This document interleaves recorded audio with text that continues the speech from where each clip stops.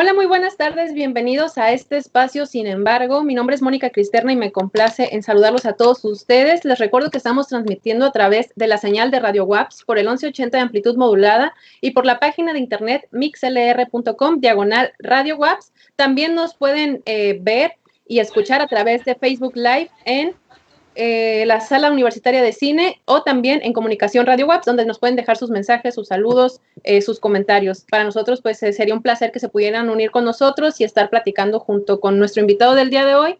Y bueno, hoy tenemos un invitado muy especial que me complace en saludar. Su nombre es Rigoberto Robles Manríquez. Hola, Rigoberto, ¿cómo estás? Hola, bien, gracias a Dios. Estamos aquí al pendiente. Me invitaron aquí al pendiente y les agradezco la invitación.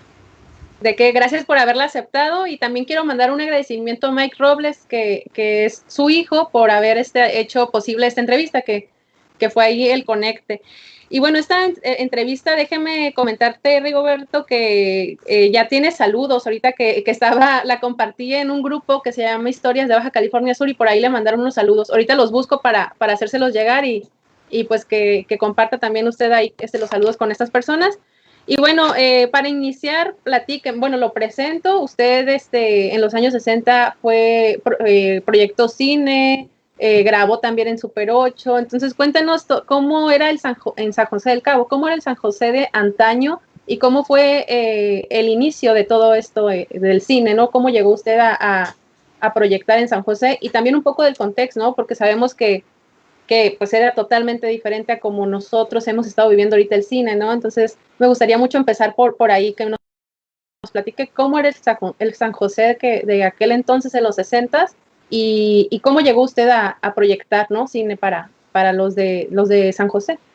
Muy bien. Primero voy a hacer una especie de preámbulo.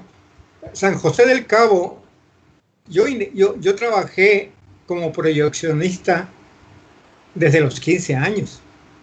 Fue el 55, 56 y 57 que trabajé como proyeccionista. Una labor que me gustó muchísimo.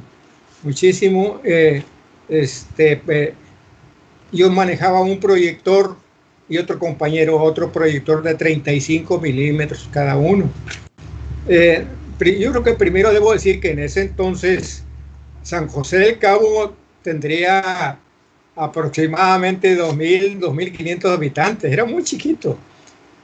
Cabo San Lucas tendría 400 habitantes. Imagínense a cómo está ahora.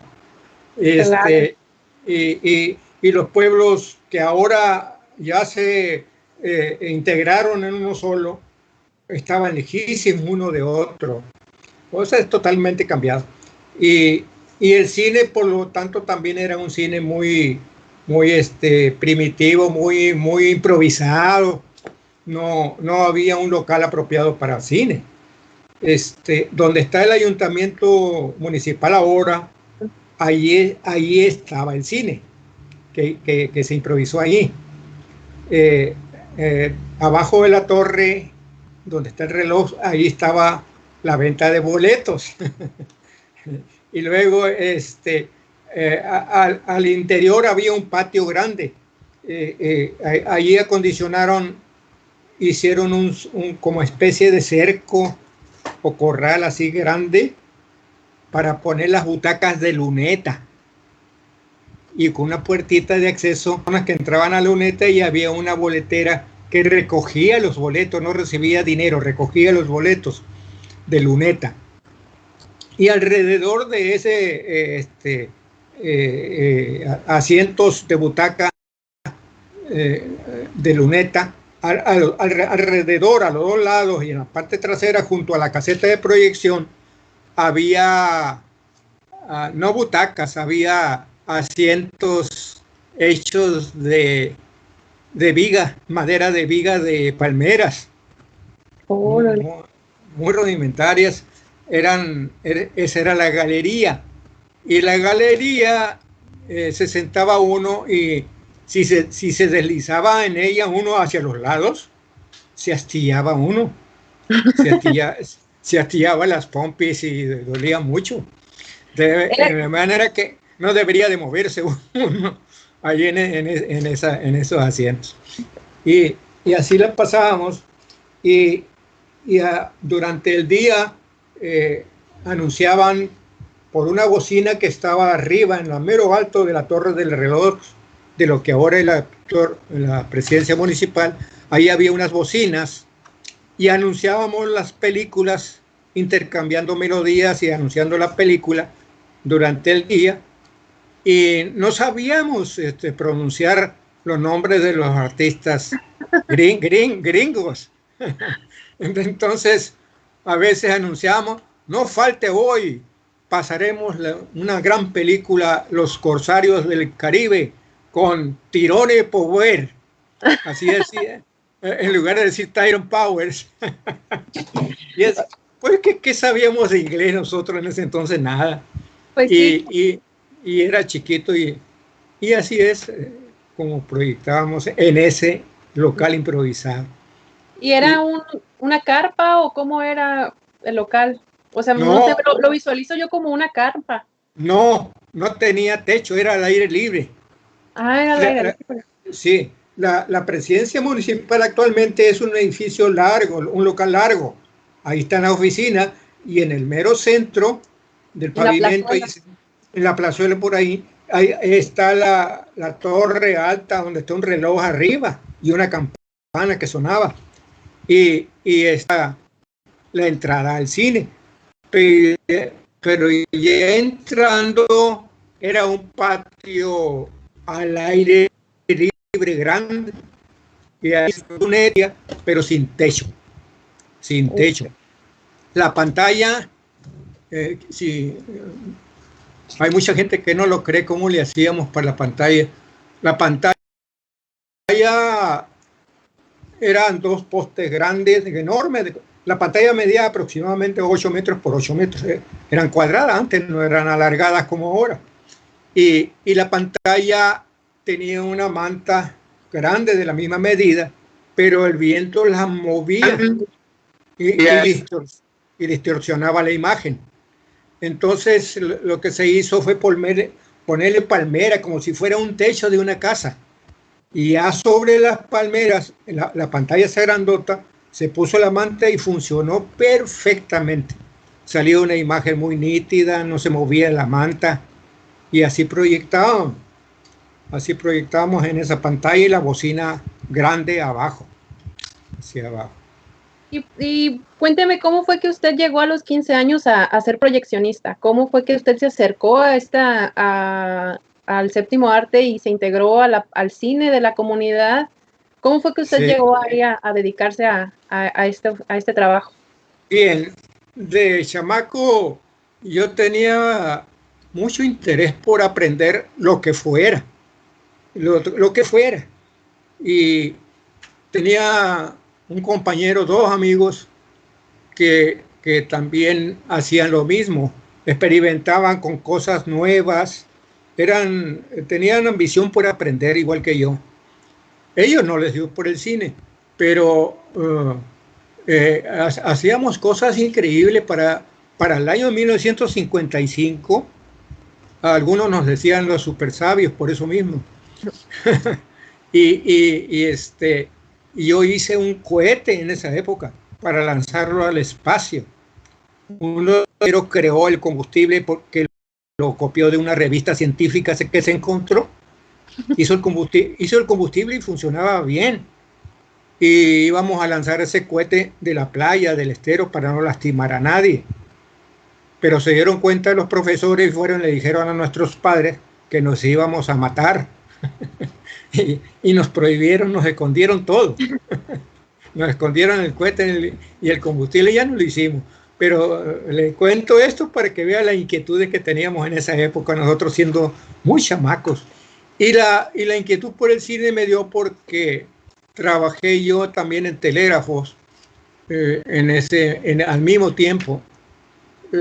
Me ponía yo en la azotea de mi casa, en un mezquite más bien, un árbol grande, con una lámpara en la noche a transmitir en código Morse, que me lo aprendí de memoria.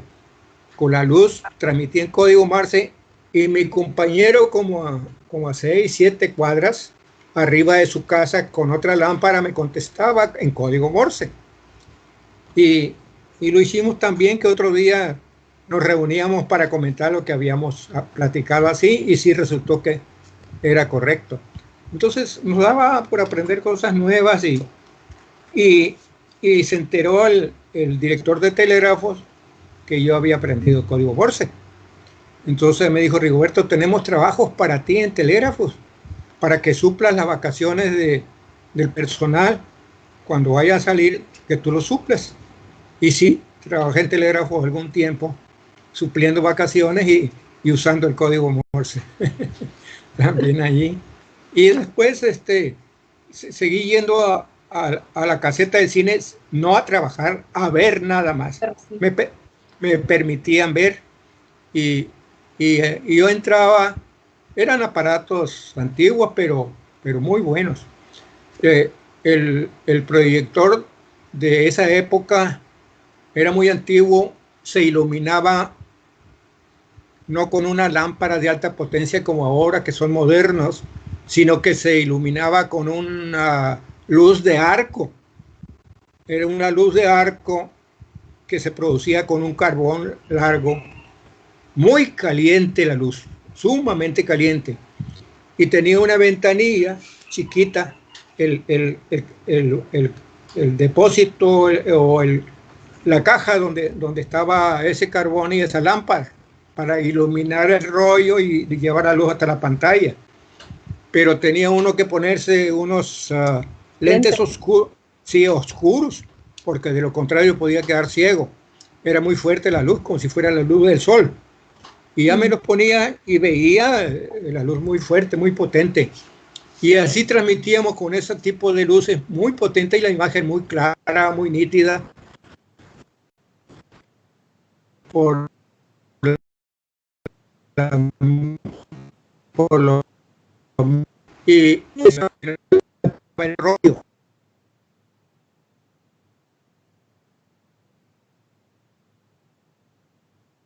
Que teníamos a un lado, devolver el rollo hasta donde se quemó, trozarlo, cortarlo con una navaja especial que teníamos y ya lo uníamos y lo pegábamos con una prensita con acetona. Lo prendíamos y lo volvíamos otra vez a montar, pero en ese inter la gente estaba desesperada gritando cácaro, sáquenlo y que nos ponía en momentos tensos. Sí, nos ponía nervioso. Y total que lograba. ¿Sí? Pero tenían toda la indumentaria para hacerlo, ¿no? Lo que hoy en día eso, el ponerle pausa a una película era sacar toda la máquina, cortar, pegar con acetona. Sí. Era todo un proceso artesanal, ¿no? Por poder retomar la película. Sí, era un proceso. Y luego hacía mucho calor adentro de la cabina de proyección por el calor de la luz de arco y teníamos que aguantarnos. La luz de arco es muy fuerte, por eso producía ese calor. Y yo me acuerdo que había una ventanilla por donde salía la luz a la pantalla para la proyección y había otra ventanilla donde cada operador de cada proyector estábamos asomándonos. Ahí iba a terminarse un rollo. Le decía a mi compañero abusado o él a mí me decía abusado y ya nos poníamos junto al proyector con la mano en una palanca cuando asomándonos por el hueco de la pantalla del cuarto de proyección aparecían en la pantalla unas señales que quería decir que el rollo ya se iba a acabar. Una señal apenas perceptible, el público no lo notaba. Y entonces, cuando eso sucedía, yo le decía, listos, ya, uno. Y yo bajaba la palanca y él la subía. De tal manera que la continuidad, en donde terminaba un rollo, coincidía con donde empezaba el rollo del otro compañero. Y la gente a veces no lo notaba. Era muy antiguo. Ahora no, ahora está todo digitalizado, está computarizado, las máquinas hacen eso. Pero antes no, teníamos que hacerlo manualmente y así lo hacían. Bueno, aquí hay muchas comentarios, le mandan saludos, Dora Robles le manda saludos, Ronnie Geraldo por aquí nos pregunta si usted sabrá si existe algún registro de las películas que llegó a proyectar usted en aquel entonces. Bueno, no, tal vez tengan registro allá los que administraban, que eran Paquito Ceseña y don Luis Castro Arballo. Yo los admiro a esa gente porque eran unos grandes promotores del cine, que no había ya, ellos lo crearon. Fácil, fueron los creadores de esos cines allá. El cine se llamaba Mejoras Materiales, porque el destino de lo recolectado era para mejorar cosas de la comunidad, y por eso le pusieron Cine Mejoras Materiales.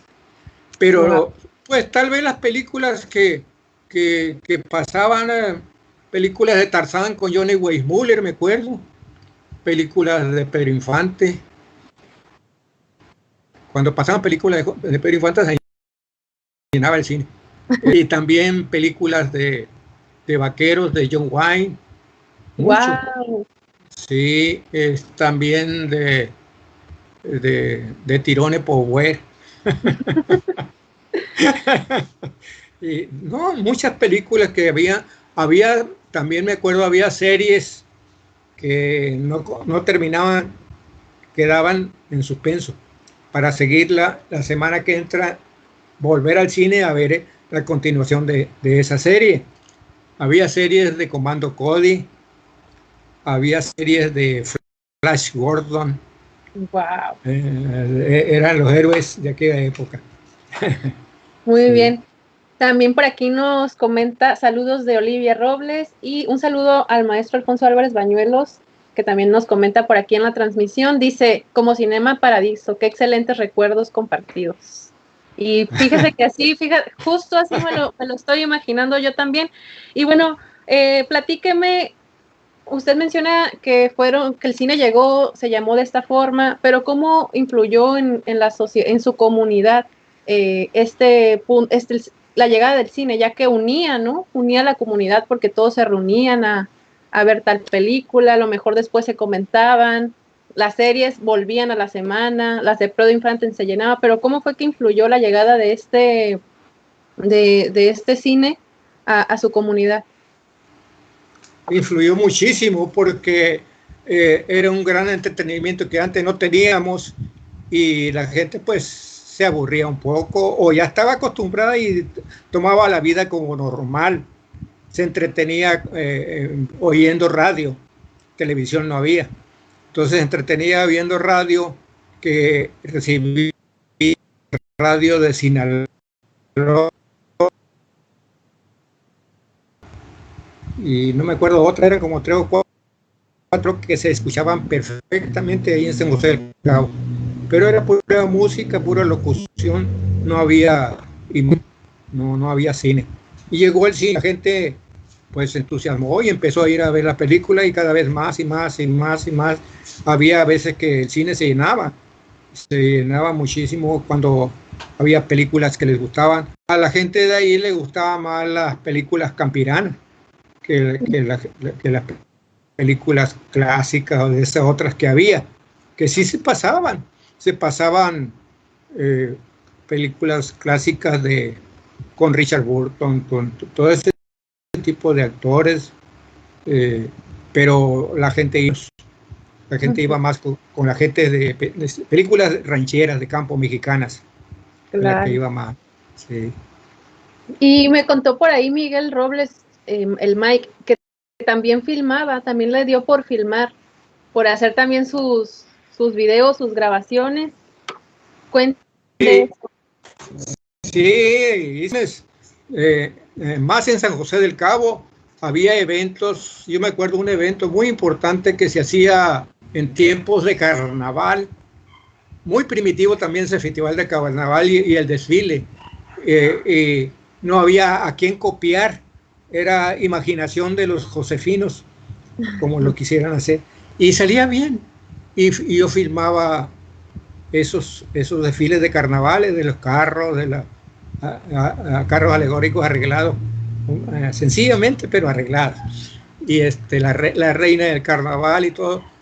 Y yo los grababa, los filmaba, y otro que me acompañaba filmando era, que en paz descanse, era el actor Eduardo Rodríguez, una fina persona que grababa y yo grababa, y después a veces las veíamos juntos. Ya murió él y las veíamos juntos, pero salían buenas películas. Yo una vez me disfracé de Mefistófeles. Pues, ¿quién es ese? Es el diablo. Es el diablo. Yo me disfracé en un carnaval de Mefistófeles. Sí. Y así, eso es lo que filmábamos. Filmaba el estero, me gustaba mucho el estero. Lástima que ahora está contaminado, pero yo nadé en ese estero, buceé en ese estero, pesqué lisas, saqué camarones, y ahora nada de eso ya se acabó. Ya se acabó. Sí, así es. Y grababa con qué Mike por ahí me platicó que grababa en su Super 8 y que ahí Sí. hacía sus grabaciones con este formato. Sí, grabábamos en Super 8, primero sin sonido y después con sonido. Y tenía como 3, 4 proyectores yo para los diferentes tipos de rollos. Y también filmé y exhibicioné de películas con 16 milímetros. 16 milímetros se usaba eventualmente, no mucho. A veces fallaban las películas de 35 milímetros en el cine Mejores Materiales y pasábamos películas con 16 milímetros. Pero muy eventualmente, era muy raro. Era muy raro, nos apoyábamos con 16 milímetros. Y en la iglesia yo también pasaba películas. A un lado de la iglesia, el sacerdote improvisó un cine. Cobraba y era obviamente para beneficio de la iglesia. Y yo pasaba películas allí, nomás que ahí sí las censurábamos. Sí, pues sí. El padre y yo nos reuníamos en una habitación. También a cortar, pegar. A ver, sí, cortar, pegar. Y la pasábamos. Y ya después que la terminé de pasar, volver a revisarla y volver a pegar lo que le cortamos. Era un circo hacer todo eso. Y a veces me dejaba a mí censurarla, porque él andaba ocupado. Te voy a dejar que tú la censures y tú ya sabes cuáles son las escenas que no me gustan. Y así lo hacía. Pero a veces se me pasaba la mano y le dejaba yo algunas. Aprovechaba para dejar algo ahí. Nada grave para mí, pero pues según él sí. Y cuando yo la estaba proyectando y salía una escena de esas, llegaba por atrás sin yo darme cuenta y me agarraba una oreja y me la torcía. Porque no le gustaba, me reclamaron. Sí, también ahí proyecté películas. Y bueno, ¿qué fue lo que más disfrutaba hacer? ¿Proyectar o cuando inició a filmar? Cuando empezó a filmar, hacer sus propios videos. Bueno, yo disfrutaba de las proyecciones porque aprendía cosas que se transmitían a través de la película. Pero también ahora tengo muchos apuntes hechos. Voy a escribir un libro. Wow. Voy a escribir un libro sobre cómo era San José del Cabo en 1940 y tantos, 50 y tantos, 60 y tantos. La vida como era. Yo tengo bonitos recuerdos de esa época. Y voy a escribir un libro sobre ello, y si puedo después hacer un documental con la ayuda de mi hijo. Y si puedo, más adelante que se haga una película, una novela. Sí, wow. Todavía falta, si tengo tiempo, ¿no? Ya me queda poco tiempo de vida, pero ojalá que sí, y lo logre. Ese es un sueño mío. Ese es un sueño mío que ojalá que lo logre, hacer un documental y una película de lo que era San José del Cabo. San José del Cabo era muy diferente a como es ahora.